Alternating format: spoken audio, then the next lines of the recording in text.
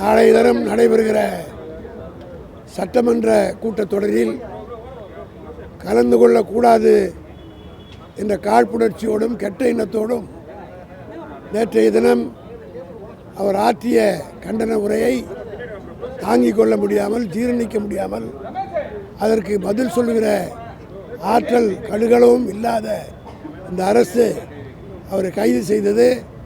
ஆனால் திராவிட முன்னேற்ற கழகத்துடைய சட்டத்துறை வலுவான சட்டத்துறை என்பதை மீண்டும் ஒருமுறை நிரூபிக்கின்ற வகையில் இன்றைக்கு உடனடியாக நீதிமன்றத்தை நாடி நீதிமன்றம் சிறப்பான ஒரு தீர்ப்பை கொடுத்திருக்கிறது.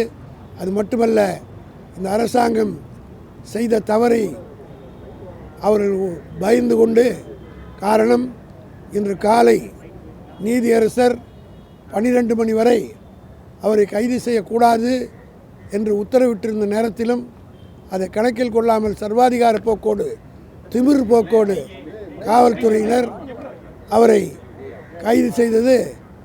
அந்த நடவடிக்கை குறித்து நீதிமன்றம் கோபத்துக்கு ஆளாயிருக்கிறது என்பதை உணர்ந்து இன்றைக்கு அவர்களாக முன் வந்து விசாரணைக்குத்தான் நாங்கள் அழைத்து செல்ல போகிறோம் என்பது இது ரொம்ப வேடிக்கையாக இருக்குது.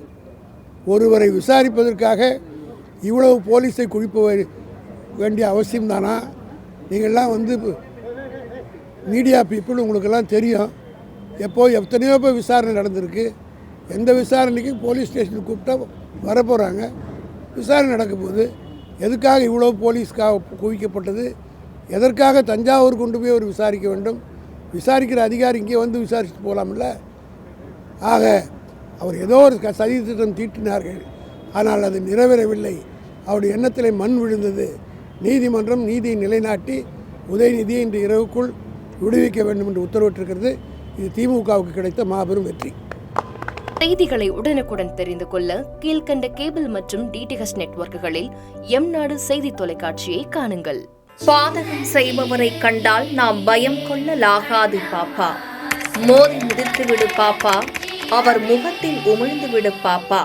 அண்மை செய்திகளை உடனுக்குடன் தெரிந்து கொள்ள இணைந்திருங்கள் எம்நாடு தொலைக்காட்சியுடன்.